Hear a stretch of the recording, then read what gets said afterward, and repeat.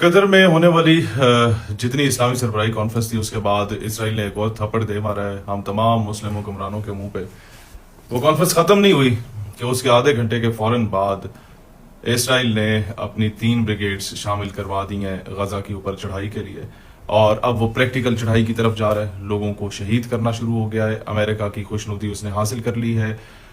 مسلمان ابھی تک نہیں سمجھ رہے کہ آپ لوگوں نے وہاں مشترکہ طور پہ اکٹھے ہو کے بیٹھے سے تعاون اسلامی ممالک، اور آپ لوگوں نے مل کے بدوائیں دی اسرائیل کو اور مذمت کی، اور جو کرنے والا کام تھا وہ آپ لوگوں نے نہیں کیا. ایک بندہ آپ کو وٹے مار رہا ہے اور آپ بیٹھ کے بول رہے ہیں کہ ہم مذمت کرتے ہیں، وہ پھر تھپڑ مار رہا ہے آپ کہتے ہیں مذمت کرتے ہیں، وہ لاتے مار رہا ہے آپ کہتے ہیں مذمت کرتے ہیں.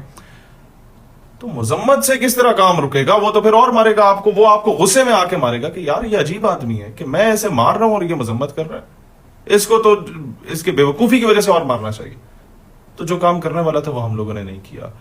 چاہیے تو یہ تھا کہ یہاں بیٹھ کے نیٹو کی طرز کا ایک اسلامی سربراہی جو ہے وہ ممالک فیصلہ کرتے کہ نیٹو کی طرز کی ایک فورس بناتے، مسلم کنٹریز کی القدس پیس کیپنگ فورس بنا لیتے. U N peace keeping forces بنی ہوئی ہیں دنیا میں. جہاں سونے ہیرے جواہرات پہ قبضہ کرنا ہوتا ہے، وہ ایک دنیا کا بڑا چودھری ہے، وہ U N peace keeping forces کو وہاں بھیجتا ہے، جو وہاں جا کے پہرے داری دیتی ہیں اور اندر جا کے سونے ہیرے جواہرات کو وہ قبضے میں لے کے آ جاتا ہے. پہلے وہاں کے لوکلز کو لڑائے گا، پھر میڈیا بھیجے گا کہ یہاں تو بدامنی، اور پھر امن کے قیام کے لیے چلے جاتے ہیں.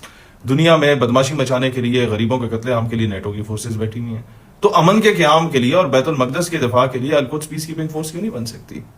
تو پاکستان نے بڑا اچھا کام کیا، وہاں جا کے اچھی تقریر کی، ملیشیا والوں نے کی، ایران والوں نے کی. لیکن مسئلہ یہ ہے کہ وہاں جو اصل لوگ جنہوں نے وہاں فیصلے کرنے تھے، جو بارڈرنگ کنٹریز لگتی ہیں، ان میں سے کوئی اس طریقے کا نہیں تھا جس نے اس چیز کو امپلیمنٹ کرنا ہو.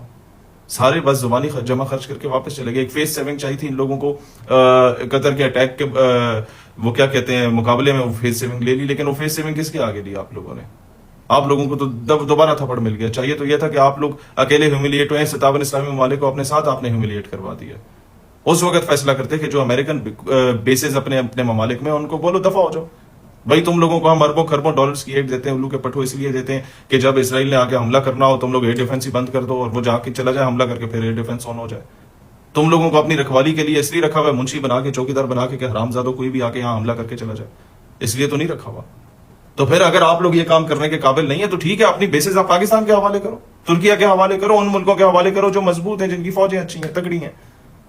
جو چندہ پیسہ ان لوگوں کو دے رہے ہو بھتے کی صورت میں، اس کا 10-15% ہم لوگوں کو دے دیتے ہیں. ہم لوگ آج سپر پاور ہوتے ہیں، نیوکلیر پاور تو ہم لوگ ہیں. جو بھتا تم لوگ ان کو دے رہے ہو 3200 ارب ڈالر، اس کا 10% فلسطینیوں کو دے دیتے، آج فلسطین آزاد ہوتا. لیکن مسئلہ یہ ہے کہ ہم سب عربوں میں نا، ہمارے عرب ممالک میں یمن جتنی غیرت بھی نہیں ہے کہ ان کے ہاتھ میں کچھ نہیں ہے.